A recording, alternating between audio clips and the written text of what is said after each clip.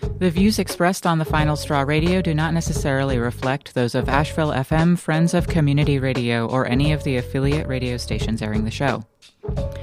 Airing first on Asheville FM, WSFM-LP at 103.3 FM in Asheville, North Carolina. This is The Final Straw, and I'm William Goodenough. The show will later be archived at thefinalstrawradio.noblogs.org, and you can email us with questions, comments, or suggestions at thefinalstrawradio@riseup.net. Also, if you're interested in rebroadcasting any episode or segment of the show, you're free to do so. Just send us an email if you end up using any content. If you care to, you can send us letters at our new address, which is The Final Straw Radio, P.O. Box 6004, Asheville, North Carolina 28816. The show is brought to you by Firestorm Books and Coffee. Located at 610 Haywood Road, Firestorm Books and Coffee is a worker-owned cooperative in Asheville specializing in offbeat, underground, and independent literature. You can find a sample of Firestorm's catalog of books and zines, plus a full calendar of events at their website, firestorm.coop.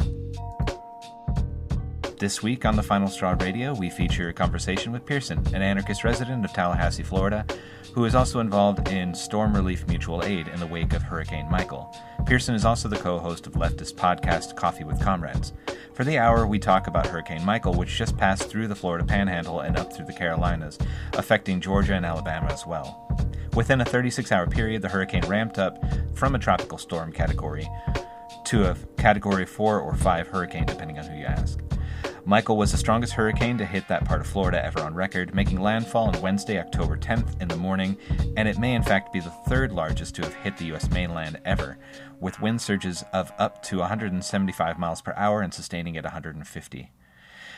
Because of the quick increase, locals in the storm's path often found themselves underprepared for such a devastating catastrophe. The state of Florida, it should be noted, their Department of Corrections refused to evacuate about 12 prisons that were in the Mandatory Evacuation area in the path of Hurricane Michael, despite call-in campaigns by Fight Toxic Prisons. And you can find more about the damaged facilities as well as where that call-in campaign got them at fighttoxicprisons.wordpress.com. For the hour, we talk about the immediate response efforts in Tallahassee, mutual aid disaster relief, anthropogenic or human-caused climate change, and its various impacts on the residents and environs of Florida, and a bunch of other related topics. And later, Pearson talks about his podcast, Coffee with Comrades, available at coffeewithcomrades.com. In our show notes, you can check out links related to some of the resources that Pearson talks about, including the Florida People's Advocacy Center, the Tallahassee DSA Fund, Mutual Aid Disaster Relief, and Amazon Wishlist for the Panhandle. The Final Straw is a member of the Channel Zero network of anarchist podcasts. Check out a jingle from another member of the network. In this story, when you hear this, turn the page. Let's begin now. This Wildland Radio Show. This Wildland Radio. This Wildland Radio Show. This Wildland Radio Show. Now, we've got a couple of announcements for this episode that we're going to front load. First up, if you're in the Asheville area on Tuesday, the 16th of October, at 6 p.m., Rebellious Morning Tour will be happening at Firestorm Books and Coffee with author and organizer Cindy Milstein. Cindy will create a space for participants to reflect on and share their own stories of structural loss, grief, and resistance. You can find out more at Firestorm's site by searching Rebellious Morning or checking out the calendar date for that. On Saturday, October 13th in Greenville, South Carolina, there was a racist, quote, build the wall, unquote, anti-immigration rally organized in support of Trump's xenophobic policies. Naturally, there was a counter-demonstration. 2 anti-racists were arrested for picketing ordinances and another for disorderly conduct. If you'd like to help them out, there's a PayPal where donations are being collected for legal or medical fees. It can be found at paypal.me/upstatesc.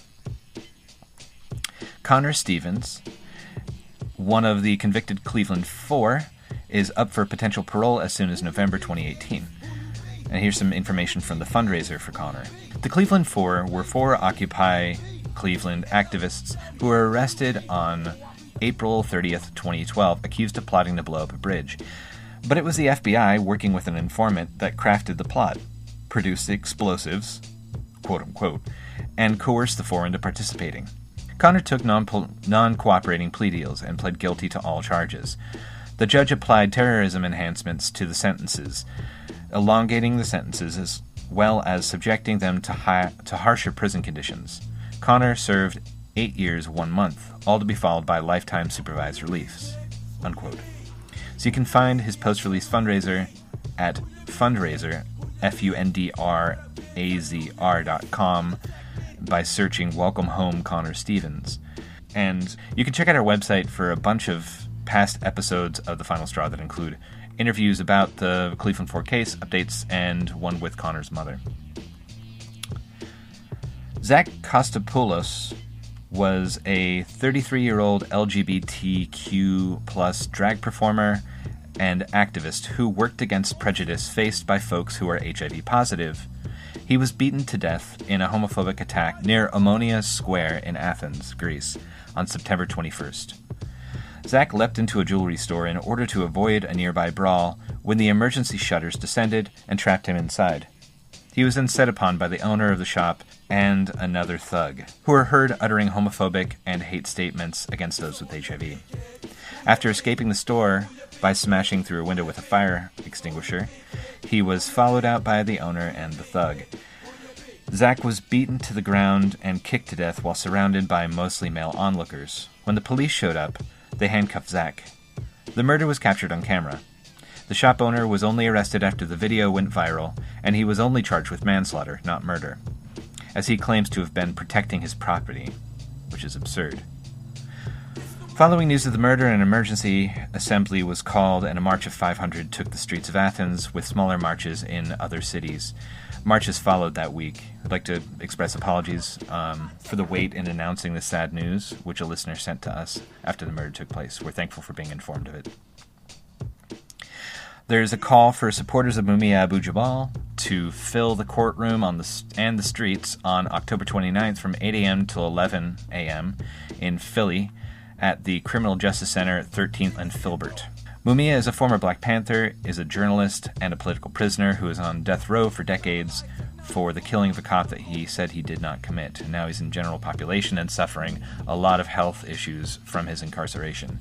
Mumia's trial has been recognized internationally, including by Amnesty International, as a political show trial. More info can be found at mobilizationformumia.com, and that's the number 4.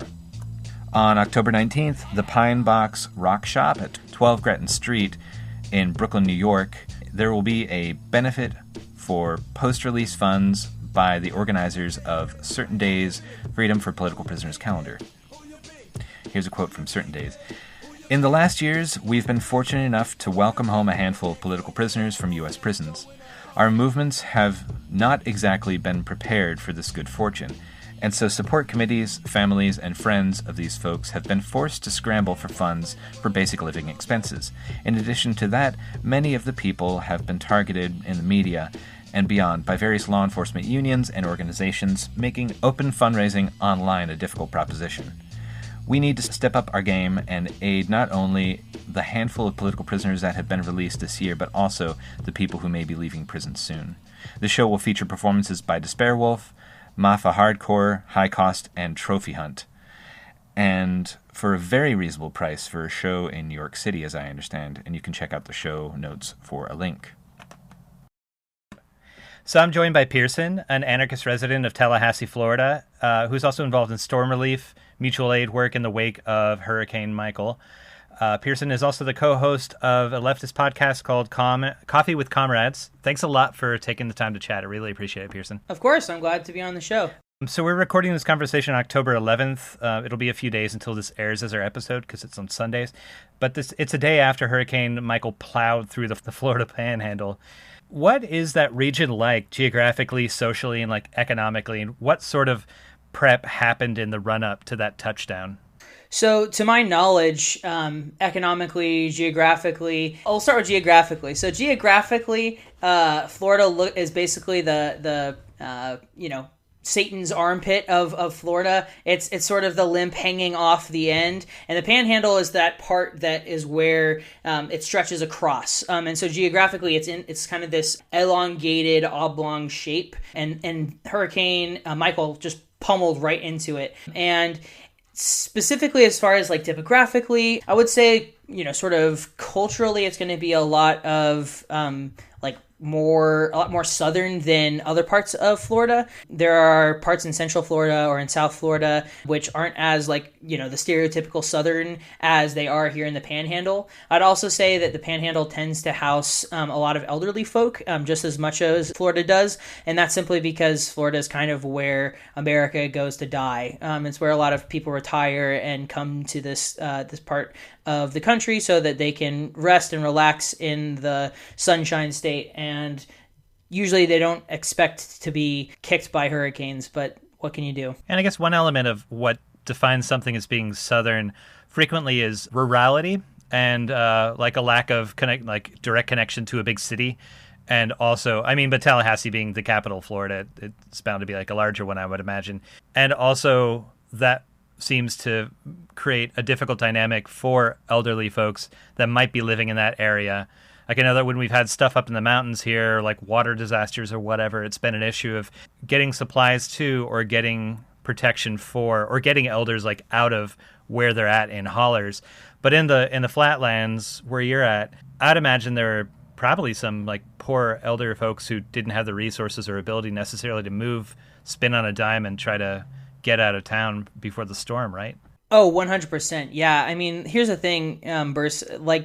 Here in Florida, there are people who will span the economic length from being incredibly poor to incredibly rich. One of the places where, Donald Trump makes his escape home in South Florida, so it's definitely home to the entire gambit of economic sort of welfare. However, I think the overwhelming majority of people are poor to lower middle class in this particular region. And I think especially in places like Mexico Beach, where it got hit really hard. My understanding from conversations that I've had with folks who are local to this area and who have lived here for much longer than I have in this particular region of Florida, have said that that area in particular is incredibly poor and sort of, I guess, for lack of a better term, it's not especially developed. It's sort of a sleepy beach town.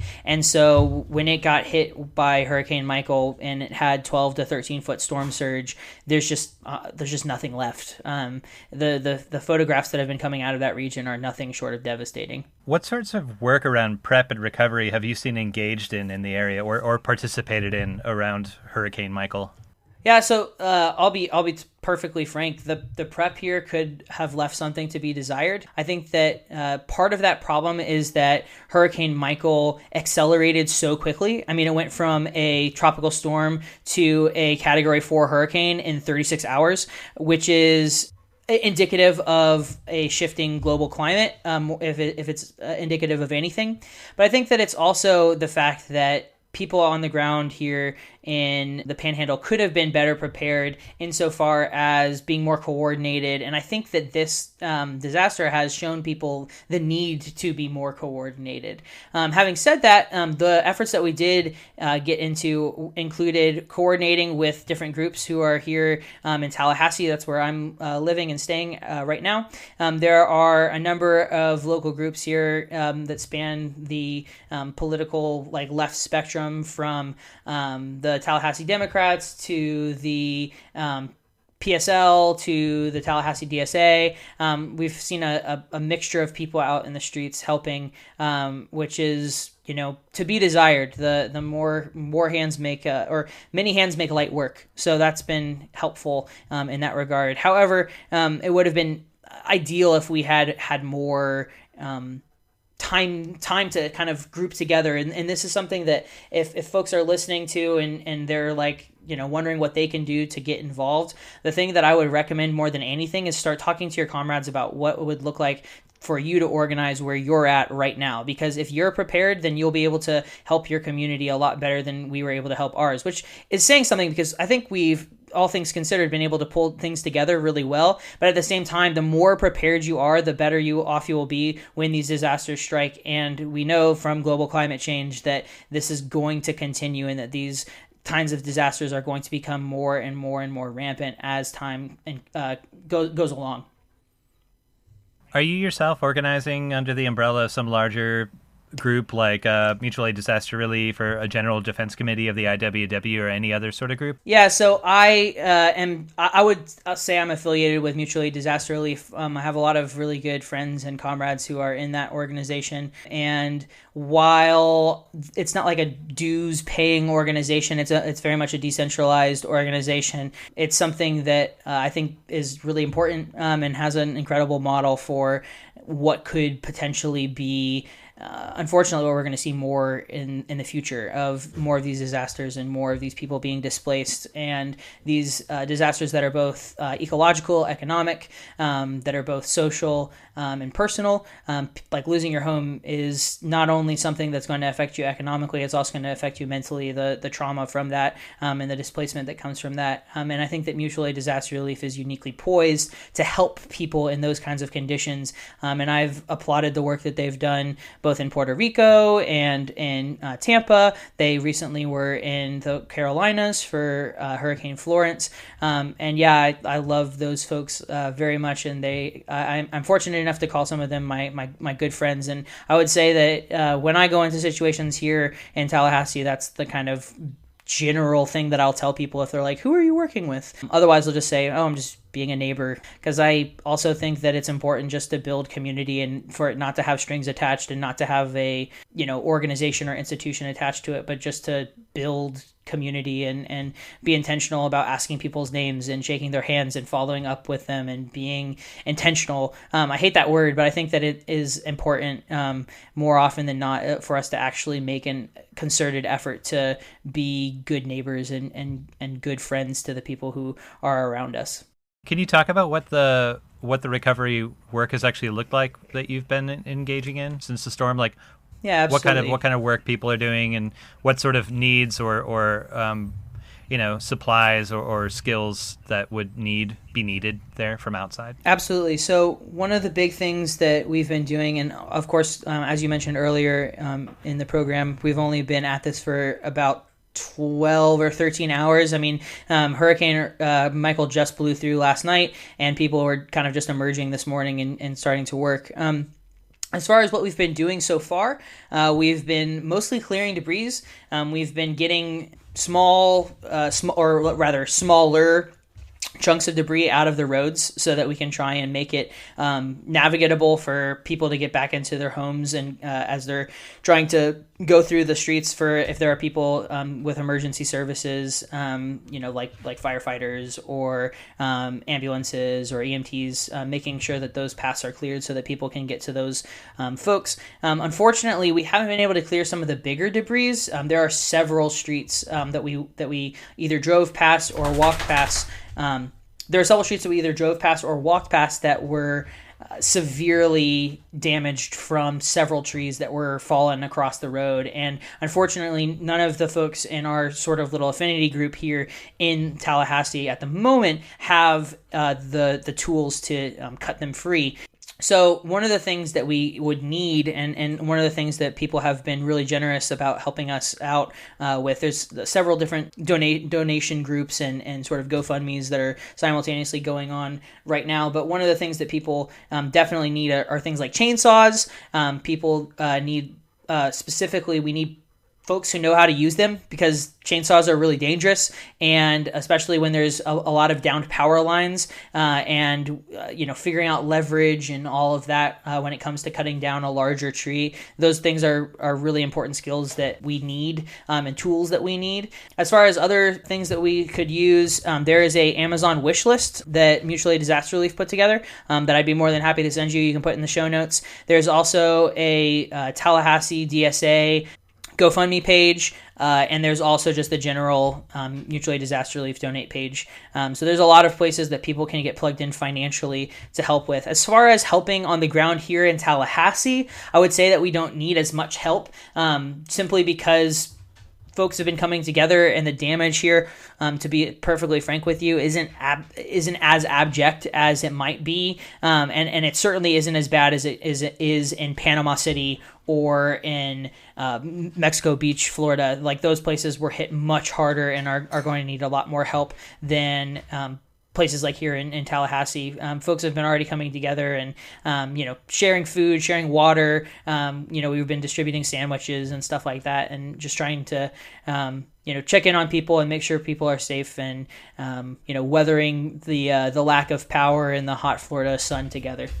Mutual aid disaster relief, as you've mentioned, is like a sort of a network that's all over the place, and it's built by its participants, like not a big bureaucratic thing. But have you been able to work towards like redistributing any of or do you see yourself as being able to redistribute any of the goods that you've received where you are, where you say that the infrastructure or the infrastructure hasn't been as heavily damaged as Panama Beach or Mexico Beach? Yes, absolutely. There's there's a place called the Florida People's Advocacy Center here in Tallahassee, which is a safe space for people to come who are seeking aid from disaster relief. It's trans inclusive, and they're very supportive of undocumented folks.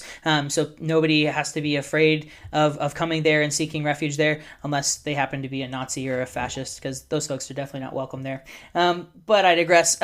That's a great place to send relief aid specifically to, and that's a place where folks from the SRA, the Socialist Life Rail Association, the chapter in Georgia, we're actually coordinating with them, and they're bringing down a bunch of supplies, and we're going to use that place as a hub in order to get supplies out to people. And we're also going to be hopefully using a hub down in Panama City here in the weekend as things try and come together. It's been, unfortunately, people haven't been able to get into Panama City simply because all of the roads have been closed off by our boys in blue. So unfortunately, people haven't been able to get in there. We're hoping that we might be able to kind of worm our way in there as the weekend progresses, especially once we're equipped with the mutual aid disaster relief badges, which folks have used in the past to get past police blockades in order to lend humanitarian aid. So we're hoping that we might be able to get in there quickly, but we don't have a center or a hub in Panama City at the moment. But like I said, that place here in Tallahassee, it's called the Florida People's Advocacy Center. And I guess that could be another use for the chainsaws, is breaking through the police lines, right? Yeah, no, absolutely. Absolutely. We could go Texas Chainsaw Massacre in here. Allegedly, of course. Allegedly. So I guess the path of Michael led the rapidly growing hurricane up through Georgia, South Carolina, and it's just north of Raleigh, Durham, Chapel Hill right now in the Triangle. Still traveling at like 24 miles an hour and with winds of 50 miles per hour, which is almost like a quarter of the original speed that the storm had when it hit the Florida coast. Taking the danger, size, and unpredictability of something like Michael into consideration, as a resident of Tallahassee, have you seen these storms increase on a regular basis? I know that's the narrative of anthropogenic climate change, is that this is the direction that things are going, but do you have a personal experience of that? Yeah, I mean, I would say absolutely. I mean, first off, the cops here in Tallahassee haven't done we have been out in the streets all day trying to clear debris and try and help out. The only thing that I've seen cops doing is standing around with their hands in their pockets or blocking off traffic, and not directing traffic, simply parking their police cruiser and just blocking off traffic. I haven't seen the police doing squat here in Tallahassee. As far as anthropogenic climate change is concerned, I absolutely have seen an increase in hurricanes here in Florida. So here's the thing: I haven't lived in Tallahassee very long. I've been a lifelong resident of Florida. I've lived in Orlando. I've lived in Tampa. I've lived in Tallahassee, and I've absolutely seen tons and tons and tons of hurricanes, and they have gotten, I would say, progressively worse. And the thing is, I think a lot of Floridians, there's this sort of pull yourself up by the bootstraps, rugged individualism mentality where folks are like, oh, well, a hurricane's coming. It's just another one. It'll be fine. But they were all on the news and in the media, they were saying, and for good reason, that this will be the most severe hurricane to ever hit the Florida Panhandle since we've been recording hurricanes in the history of the United States. So that's severe. And we've seen the same thing with Hurricane Irma. We see the same thing with Hurricane Maria. We see the same thing with Hurricane Florence. We see these hurricanes happening with more and more intensity and more frequency. However, they're also incredibly irregular. And there is this marked chaos to it that I think is distinct, and I think that not a lot of people talk about, because a lot of people want to say, oh, it's just an upward swing, when that's only part of it. Yes, there is an upward swing. Yes, there are more of them. Yes, they are more intense, but they're also irregular. You can have, 5 or 6 or 7 make landfall in 1 year, but you can also have none make landfall in 1 year. And that tenuous sort of unsuspectability of it is, I think, again, really scary for a lot of people. And then, again, the last thing I'll say about it is, Hurricane Michael went from a tropical storm, which is nothing, to a Category 4 hurricane, which is the closest that it can get to the top level. And to be frank, a lot of people actually contended that Hurricane Michael, when it made landfall, was actually a Category 5, and that they're underreporting it. They do some measurement, and it has to be over 130 something. I can't remember what the exact statistic or whatever it is, but there are people that were online who were measuring Hurricane Michael and were saying that actually it is a Category 5 hurricane, not a Category 4 hurricane like the news is reporting. Now, obviously I don't know if that's verifiable, but the point stands that it went from a very small, nothing to worry about storm to an incredibly devastating hurricane in 36 hours, which is frankly unprecedented, and is staggering to think about, because especially when you factor in the human cost of a small storm versus a massive hurricane, that's a huge differential that has an incredible impact on the lives of working class people in this country. Mm-hmm. Yeah, I remember earlier when Florence was building up and people were bracing for it. I was out of state, but somebody showed me a picture just globally of hurricanes that were going on around the country, around the world, and there was just a belt of like 7 of them, like all at the same time. It was incredible to look at just on someone's phone. I'm like, oh my God, this all at once? It's crazy. Yeah, it's terrifying. As a Floridian, can you talk a little bit about also how, like, there's the storm surges, there's the intensity, the increased water temperature that makes these things, build up faster and faster, the more water in the atmosphere. But also, can you talk about, especially having experience living in different parts of the state, which is a very flat and very ocean level, sea level state, how people are dealing with or thinking about or talking, if they even are, about sea level rise? So let me put it this way. I came from a relatively conservative family. My folks are, bless their hearts, they're born again Christians, and they take that very seriously. But I've actually started having conversations with my dad about just how dire climate change is. And so you have these born and raised conservative, been 50 years they have been born again Christians and evangelicals, and these people who we would tend to think are going to dismiss climate change as a hoax or as a Chinese conspiracy or some vapid like that. But I'm having these really meaningful heart-to-heart conversations with my father about the existential horror that I have growing up, and recognizing that if I bring a child into this world, that child is going to suffer the brunt of global climate change.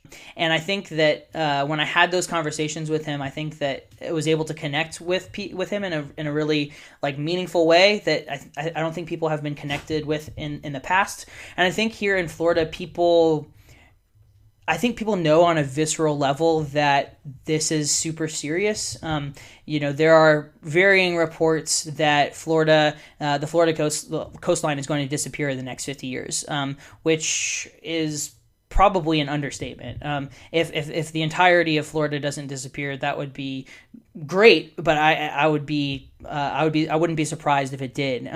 Global climate change is definitely wreaking havoc, not just in Florida, but all across the world. And I think that people in Florida are gradually becoming more and more aware of the severity of it, especially because, as you said, Floridians are at sea level. And when you have these storm surges that come up to 10, 12, 13 feet, that's well above your house. That's well above your house. That wipes away your home. It will wipe away your car. It will totally and utterly submerge everything that you've ever known or loved. And that's serious and terrifying. And those floodwaters don't just stay contained on the periphery of the coastline either. They often sweep inwards and across the state.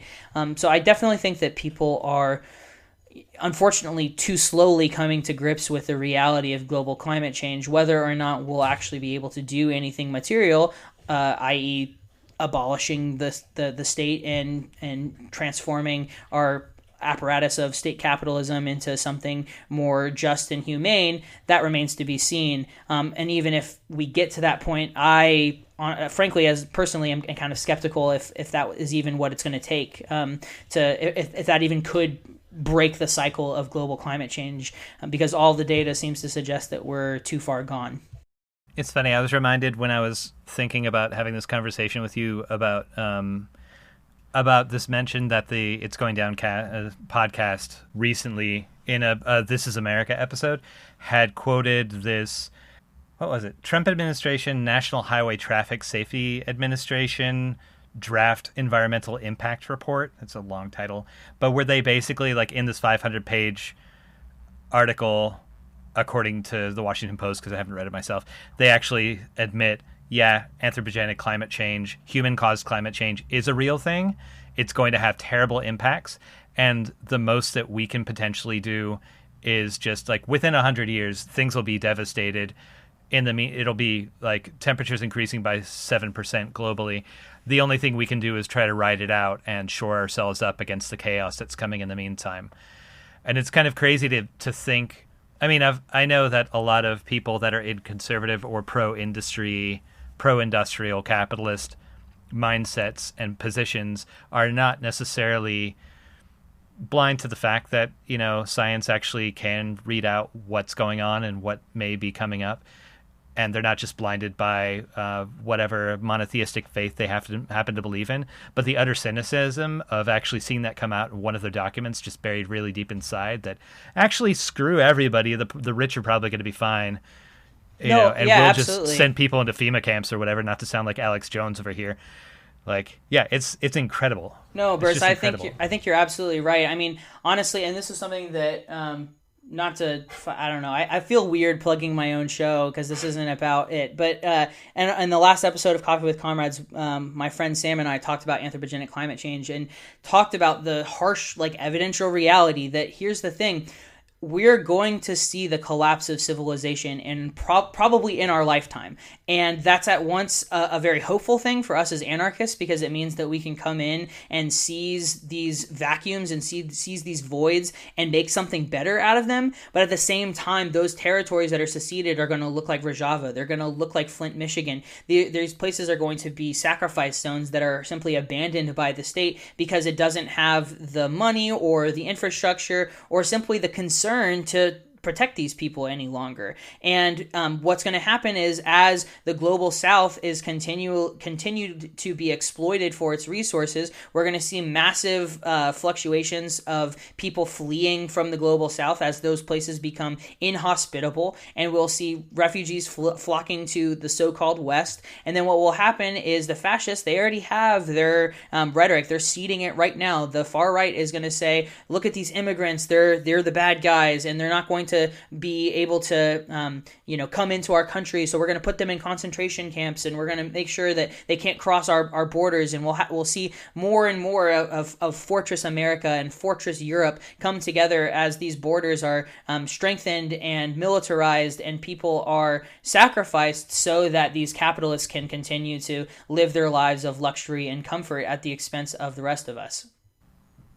Well, this is a really depressing conversation. Yeah, but it's real, man. But I mean, like it's real. yeah. It's f***ing bleak and it's sad and it's tragic. But like that should motivate us. If that's it. So if what I'm saying is the case, if maybe people are listening to this and they think that I'm full of shit, but if what I'm saying is actually the case, then that has a real material impact on the organizing that we need to be doing right now. We need to be reaching out to people. We need to be building infrastructure. We need to be building dual power. We need to be training ourselves to use firearms and to be able to grow crops and to be able to work together as actual human beings instead of being so atomized and isolated by this late capitalist hellscape that we call planet Earth. And until we get to that point, we're simply going to continue to teeter towards this apocalypse. It's bleak and it's sad and it's tragic, but we can be paralyzed by that, or we can see it as a opportunity. I'd like to talk more about your show and a couple of questions. Yeah, of course. And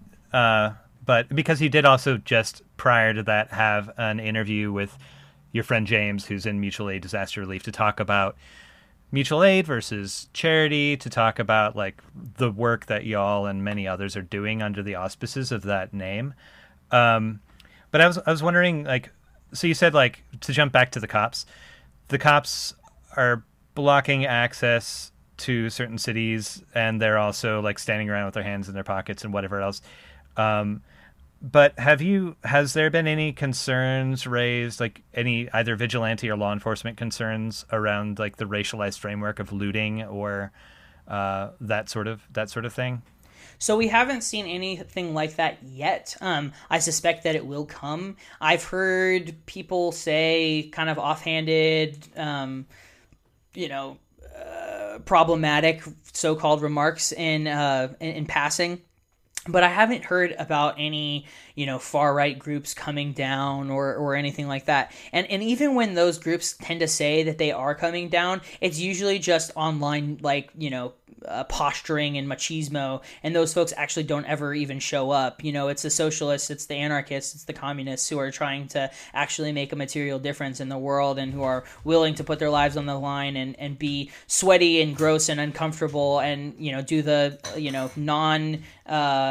flattering work and the menial labor of clearing out roads and making sure that people can, get to safety if they need to. That's not like fun work. It's not the kind of thing that people on the far right who want to, take out their guns and walk around, tend to gravitate towards. Now, that's not always the case. And I think Hurricane Katrina is a big instance of that. I think the hurricanes that hit in Texas last year are also a big indication of that. Sometimes these far right groups do come out. But as I said, I haven't seen anything like that here in Tallahassee, nor have I heard anything about it so far. Of course, that could change. Again, it's early. As we've been saying, it's still only a day into the relief and recovery efforts, but it's entirely possible that they could come. It's also entirely possible that they're just, posturing online. Yeah, it's kind of interesting that you bring it up in that way. There's been a couple of attempts that I've seen, this year where like League of the South, for instance, has wanted to, or stated at least, activists within those groups have said that they've wanted to get involved in disaster relief but haven't been allowed in because of their, have been like pushed out because of their politics or whatever, which I think is totally fair. I think like allowing those people into a scenario where people, especially the people that are already marginalized by capitalism, racism, patriarchy, transphobia, and such, and immigration status, are further marginalized, allowing those freaks in there to potentially do damage to them, like League of the South would be a terrible scenario. Have you seen much in the way of, at least online, like you mentioned, trying to fundraise around it? Like I've seen there's a GoFundMe that Shaylin Winkler, who is married to an ex-Klansman and a League of the South schmuck, Sean Winkler, has a GoFundMe. Like I said, it's storm-relief-to-Florida. It doesn't have very much money in it, but it seems like I've heard about more and more of these scenarios of far-right groups trying to fundraise around storms. Yeah, for sure. that's the first time I've heard of it. I totally trust you and imagine that they're doing it. Part of me, the cynical part of me, wonders how much of that is just them trying to get money because they're cynical, selfish, entitled people. That's the type of people that tend to gravitate towards patriarchy and racism and these modes of oppression and injustice. It's possible that those people are actively concerned and trying to help people, but I would say that those people are actively concerned and trying to help white people, and they're not interested in helping people of color or communities of color. And Tallahassee in particular has a rich and historied community of color here, especially where I live in Frenchtown. And so I think that there's definitely, I think you're right to say that those people are not welcome here. And even if they should come under the auspices of trying to quote unquote help, they're not really here for that. They're here to spread their toxic agenda. And people could simply say the same thing about a group like Mutual Aid Disaster Relief or Democratic Socialists of America or whatever group that comes out to help is coming out. And I think that honestly, that's a fair criticism. If you're here to spread your particular leftist tendency, then honestly, like go do it somewhere else. Like there are people here who need help. They don't need to be preached at. They don't need to be evangelized. They don't need to be converted to your particular brand of leftism. What people need is a roof over their heads. What people need is for their driveways to be cleared. What people need is water and a meal. Those are the things that people need. And I think that our first and foremost concern should be meeting those needs and helping those people in a material way, because otherwise anything short of that is just posturing and performative bullshit. Should we talk about Coffee with Comrades? Sure, I'd be happy to talk about it. Yeah, can you talk about how old it is, about who hosts it with you, and what sort of stuff you cover? Sure, yeah. So my comrade Bree and I started Coffee with Comrades maybe 2.5 months ago, something like that.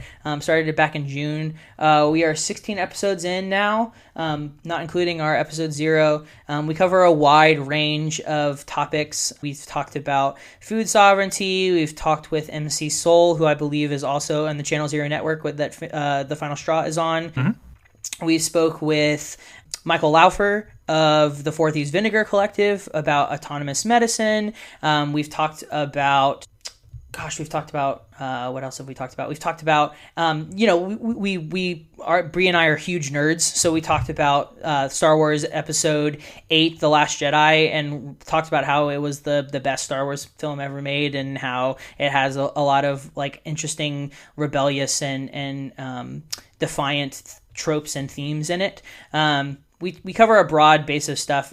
Our main cause or our main goal is to try and cover current events, talk about theory, and then also to talk about ways that people can actually get plugged in and do direct action. While we don't necessarily call the show like an anarchist show, we call it like a leftist show because we're open to different opinions and different ideas from the broad left.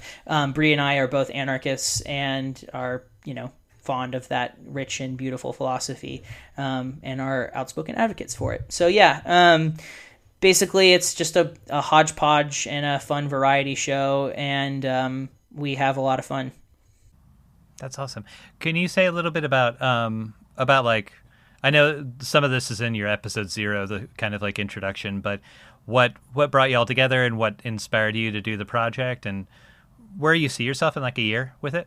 Yeah, sure. So Bree and I are good friends, gone back for years. She and I used to be roommates. Kind of, life took us apart in different directions, and then we reconnected in Orlando back early last year at a concert, and just started talking about leftism. And I was like, oh my God, you're a comrade. I'm a comrade. This is great. Let's be friends and talk about this like more. And so one thing led to another, and one day I was over at her house and we were drinking coffee and hanging out, and she was like, if I had a podcast, I would call it Coffee with Comrades. And I was like, that is a good ass name for a podcast. And so she was like, yeah, of course, we should do it. And I was like, yeah, we should totally do it. And it was literally that. It was just a dumb conversation. And I think that if anything, that proves the sort of DIY ethos of podcasting is actually like totally a thing. If it's something that you want to do, you should do. I think that there is a rich variety of podcasts out there. There's a lot of wonderful shows on the Channel Zero network, like your show, like IGD News. Their podcast is excellent. I love the Soulcast. There's also shows that come from other leftist tendencies. So you have like Rev Left Radio. You have The Guillotine, who I think is also on Channel Zero Network. You have our friends in the Proles of the Round Table, our friends in Left Media Podcast. There's just a lot of great stuff out there. And so we figured that we would throw in our hat, especially because both Bree and I think that anarchism is important and that it's the only chance that human beings have of surviving in a way that is just and humane and compassionate and worthwhile. And so we wanted to talk about those ideas and share like those ideas with one another and pick each other's brains, because we both enjoy having conversations with each other and enjoy having conversations with other intelligent, thoughtful, articulate human beings. And it's always a pleasure and an honor to be able to sit down with people and pick their brains and talk about stuff that's important. And hopefully it resonates with other people the way that other people's shows have resonated with me. And if it makes people do something, then awesome. But I don't necessarily see it as like a form of like activism or something like that, or community organizing or some lofty principle like this. Honestly, like it's just a lot of fun, and it's fun to have these conversations. And I do think that they're important, and that's why we wanted to share them. So you and Bree live in different geographies or different geographic locations, right? That's right. Is it difficult to coordinate shows, or how do you find that affects the dynamic on the show when you're doing an interview? I mean, it doesn't. I wouldn't say that it makes it like hard per se. There are certain headaches that come from it and coordinating and all that stuff. I mean, it would be a lot easier if it was just one person interviewing one person, because then that's just two people. But when you have multiple people and you start bringing all of that dynamic in, it definitely gets more challenging. But it's not like hard per se or frustrating. It's just, a dynamic that has to happen. As far as like how it impacts the way that we speak with or interact with each other, it doesn't really. There's definitely something to be said for being in the same room with someone, but we try and Skype with each other so that we can actually see one another, and be able to speak with each other and see each other's facial impressions and stuff like that. And when we have guests come on the show, we try and invite them on Skype too if they're willing, so that we can see them and so that we can get those like facial cues to try and moderate the show in a way that flows in a more organic and natural manner than it would if we were simply talking on the phone or something like that. Mm-hmm. Do you have any upcoming episodes you would spoiler for us? Yeah, I'd be happy to. So this weekend I was supposed to record with some comrades up in New York State who started a organization called, I'm going to butcher it, I think it's called ESF, but they are essentially STEM students who are interested in trying to organize other STEM students and to recognize the intersections of capital and their field, and how leftism can sort of allow them to see an alternative that's more humanitarian, that's more compassionate, and that isn't rooted in profit over people, but is instead centered on people rather than profit. So we're going to be talking with them. We're supposed to be talking with them tomorrow, but alas, I don't have power right now, so I'm not going to be able to speak with them.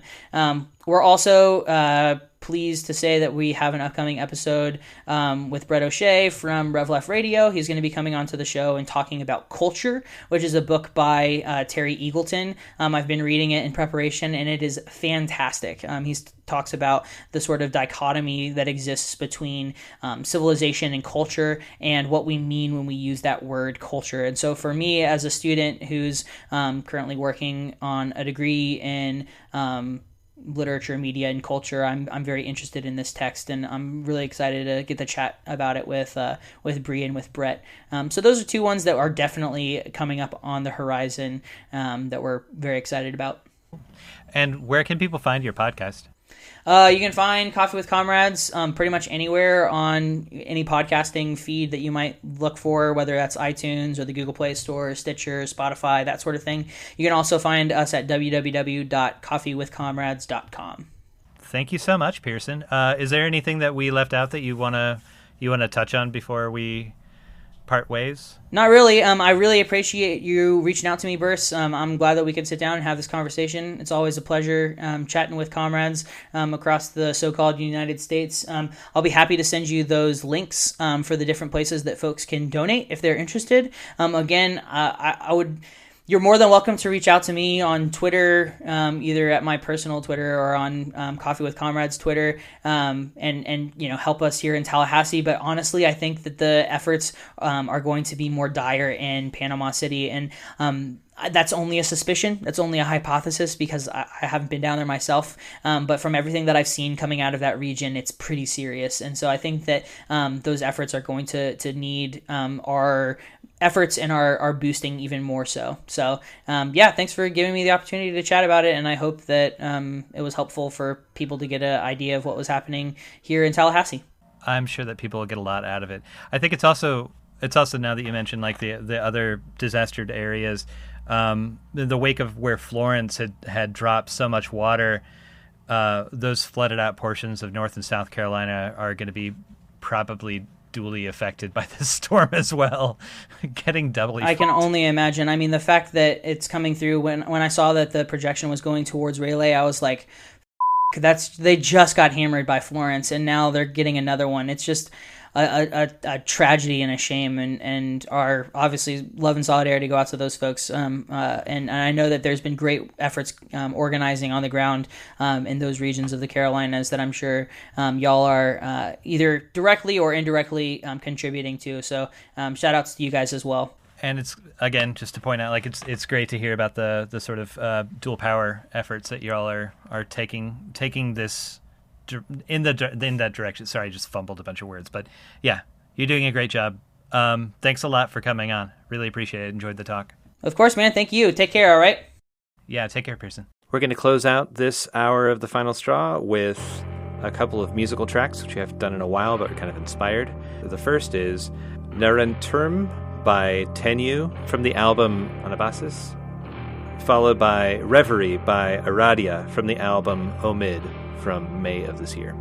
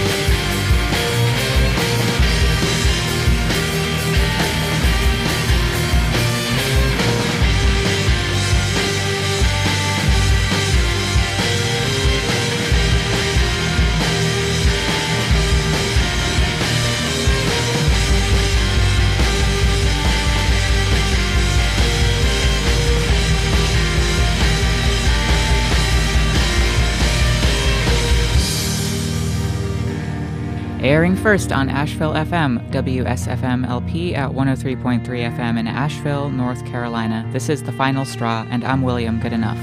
The show will later be archived at thefinalstrawradio.noblogs.org, and you can email us with questions, comments, or suggestions at thefinalstrawradio@riseup.net. Also, if you're interested in rebroadcasting any episode or segment of the show, you're free to do so. Just send us an email if you end up using any content. If you care to, you can send us letters at our new address, which is The Final Straw Radio, P.O. Box 6004, Asheville, North Carolina 28816. The show is brought to you by Firestorm Books and Coffee. Located at 610 Haywood Road, Firestorm Books and Coffee is a worker-owned cooperative in Asheville specializing in offbeat, underground, and independent literature. You can find a sample of Firestorm's catalog of books and zines, plus a full calendar of events at their website, firestorm.coop. To find past episodes of The Final Straw, you can subscribe to us in your favorite podcatching device or visit the website thefinalstrawradio.noblogs.org for 8 years of free audio. If you'd like to hear us on your local radio airwaves, contact your community radio station and tell them to check out the radio tab on our website. Or you can reach us via thefinalstrawradio@riseup.net, and we'll try to help in the process. We are up on the most obnoxious social media platforms and can easily be shared after we air. If you appreciate this podcast and the voices that we bring to you each and every week, at least once a week, please consider a one-time or recurring donation via PayPal or LiberaPay. You can also subscribe to recurring donations for us at patreon.com/TFSR and get some pretty sweet swag. If you want one of the shirts or mixtapes or sticker and button packs that we offer to Patreon customers but can't afford a monthly donation, drop us an email and we'll try to work something out. You can find out more about ways to donate to The Final Straw Radio at thefinalstrawradio.noblogs.org/donate.